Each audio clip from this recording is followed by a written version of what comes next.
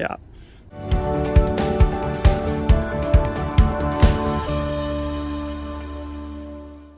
Hey, what's up guys, Justin here. Today I want to show you some of the challenges you might have as a Tesla driver if you frequently drive or park your car in a cold climate where there's snow and ice, some things that you might not realize can be challenging just to get your car out of the driveway.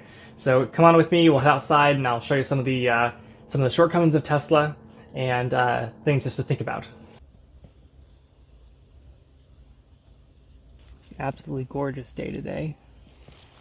Alright guys, so this is a Model X from 2016. And one of the things that people don't realize with a Tesla is that things are so electronic that they don't work very well when it's freezing cold outside. So right now it's about 10 degrees outside, maybe a little bit warmer than that.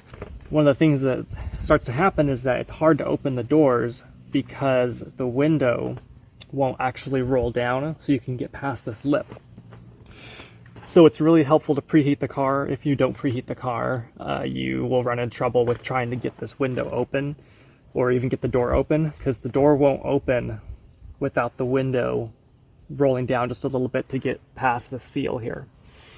The other thing is that the door handles sometimes freeze, so if you can't actually push the door handle in to get it open because there's moisture and stuff frozen back here. The mirrors, if they get wet, will freeze.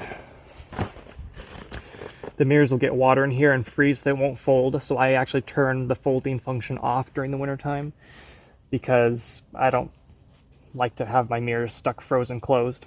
So I will keep them open and turn off the fold function. And then sometimes the charging port here also freezes. So here it actually had some moisture in it and it was really hard to get open today. I actually had to push on it to break the ice. And then finally, the spoiler opens and closes when you turn the car on and off, and you can see all this ice gets built up in here. And I ran the defrost for 50 minutes today and still did not have it frozen enough that my spoiler will open and close. So let's try and open the door here and I'll show you what I mean. So that opened pretty easily. That was nice. It's probably because I previously was running defrost. But we're gonna hop in here.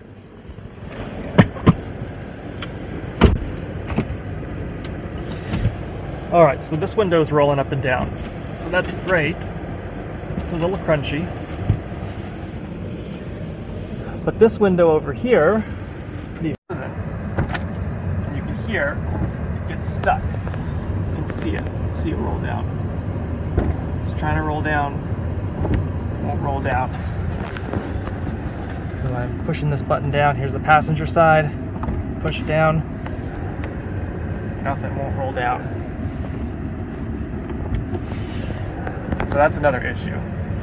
So if it doesn't roll down, what do we do with the door? Well, let's take a look. Alright, so I have the door here, and you can see this is frozen, so this is why this window won't roll down. So if I push the door handle, I'm not sure if it'll actually open.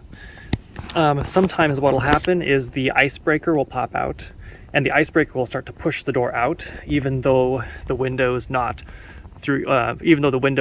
rolled down, and so it'll actually just push it over this lip, and it doesn't look super good for the window, but I'll do it for you guys here.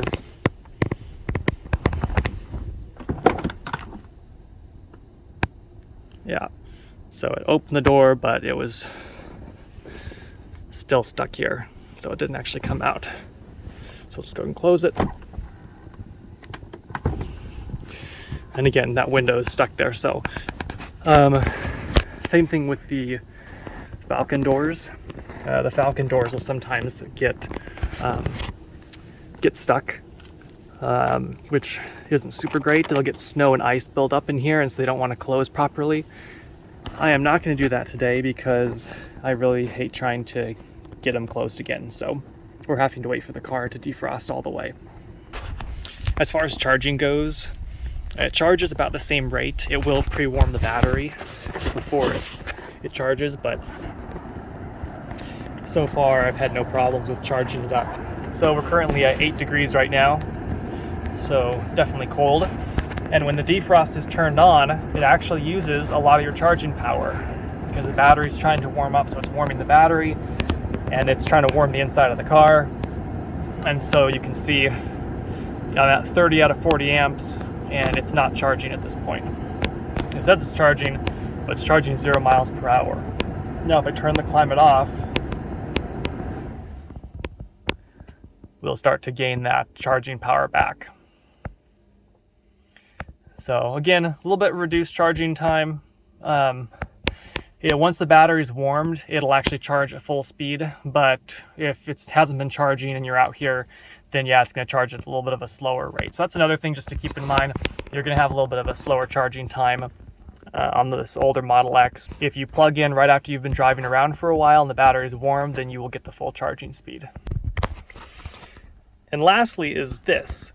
So even though I had the defrost running on my drive home from work today, and I had that defrost lasting for 45 minutes, you can see that it didn't actually clear all the ice off the roof. So there's still plenty of ice all the way around, all over most of the car here.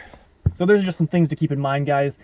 The Tesla handles pretty well in winter conditions. It's not the same as like a four-wheel drive truck or a four-wheel drive SUV that has snow tires on it. It's very heavy, and the front end tends to want to slide more than like if you're in a truck where the back end wants to slide. So you have to be a little bit careful coming around corners, because rather than sliding out with the rear end and you being able to have some control, it tends to want to slide more right into a curb. So you have to be a little bit careful with that. I'm not running snow tires on this Model X, and I definitely wish I was in this particular climate here where it's cold and gets down to the teens in the wintertime. Overall, a really great vehicle. I have had no problems with it other than just minor inconveniences, cold weather being one of them. I just wish they designed things a little bit better in terms of how to get in and out of the car, like the windows having to roll down a little bit in order to get the door open, the ice breakers generally doing their job, but sometimes forcing the door open through a whole bunch of like ice dams, which I'm not sure is super great for the door. And then the charging, it would be nice if there was like a cold weather charging mode where it would warm the battery and keep it warmed up off the power and intermittently warm it. Maybe it does that. I just don't see that when the car is really, really cold and I plug it in. I get almost the same amount of charging speed, but not quite. And so it'd be nice to have that same speed. So on to the good things I do really like. I love that it has heated steering wheel, heated seats. It's super comfortable. I don't have to run the heat at full blast. I can keep the car set at like 60 degrees and I can still be really comfortable because the seat is warming like 70% of my person. If it's really cold out and you're out working outside, it's really nice to be able to grab onto a nice warm steering wheel and warm your fingers up pretty quick. So that's another thing I think is a really great benefit of these Teslas. Finally, even though its weight doesn't allow you to really slide the back end if you're starting to slide, so you have to be careful with how much speed you have around corners, it still handles pretty decently and it's all-wheel drive. So I park this on my driveway and I never plow the driveway. I just raise the suspension, drive in, or I just keep the suspension lowered and just skim the snow off the top and push it up against my gate. And it does just fine with that.